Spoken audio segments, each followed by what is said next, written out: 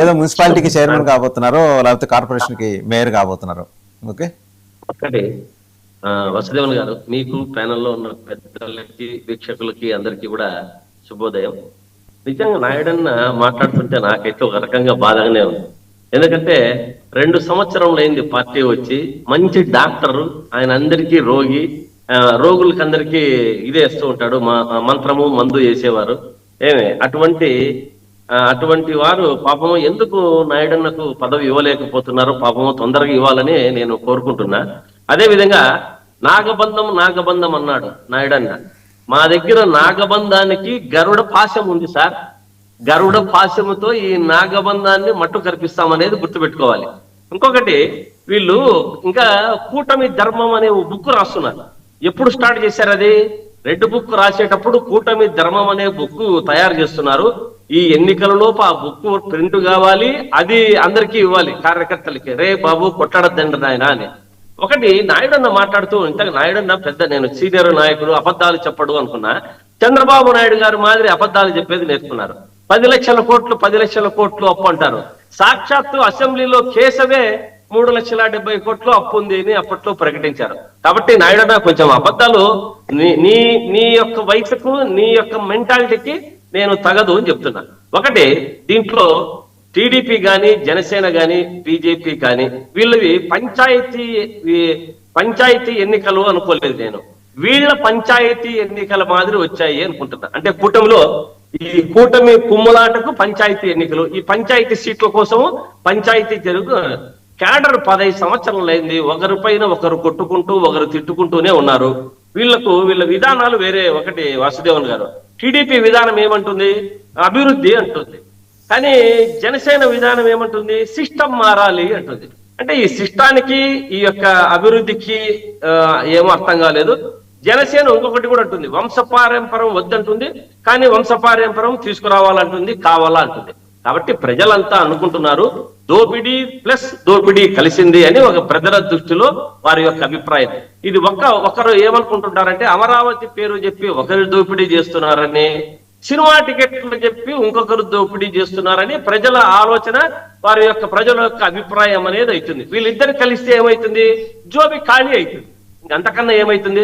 Cinema టికెట్ల రేట్లు, అమరావతి రేట్లు. ఈ విధంగా ఈ పంచాయతీ ఎన్నికల్లో ముందుకు పోతే ఎలా జరుగుతుంది, ప్రజలు ఏమి చేస్తారనేది ప్రజలు గుర్తుపెట్టుకుంటారు.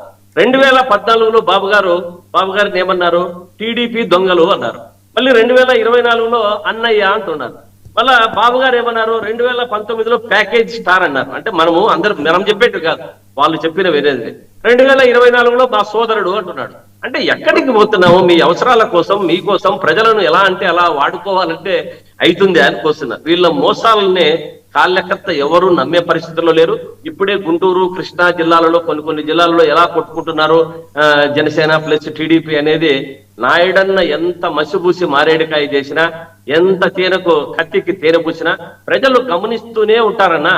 మా వైసీపీ అంటే వెల్ఫేర్, కూటమి అంటే వసూలు అన్నది రాష్ట్ర ప్రజలందరికీ తెలుసు. మోసపోయారు.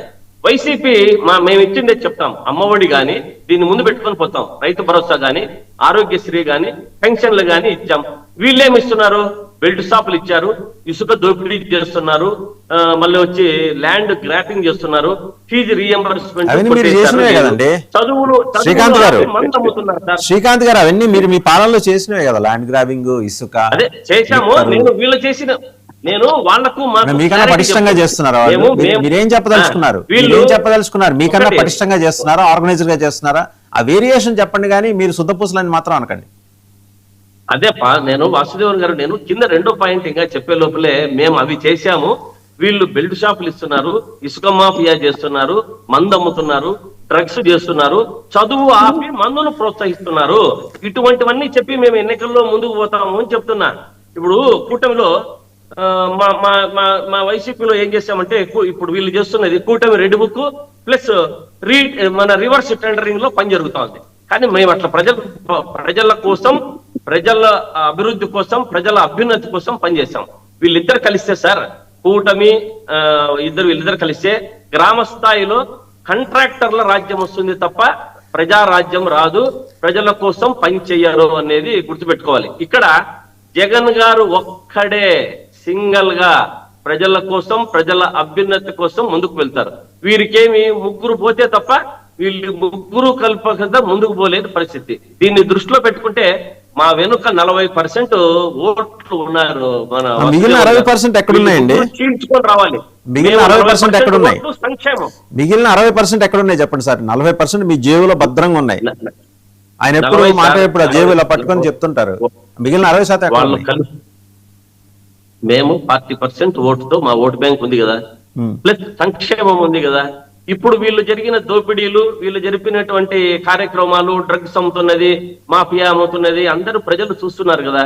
కాబట్టి ప్రజలు చాలా వీళ్ళు అనుకుంటున్నారు మేము ఏమి చెప్తే అది నమ్ముతారు, మేము ఏది చెప్తే చంద్రబాబు నాయుడు గారు మెస్మరిజం చేస్తారు అని అనుకుంటున్నారు. కానీ వాళ్ళు అన్ని గమనిస్తున్నారు.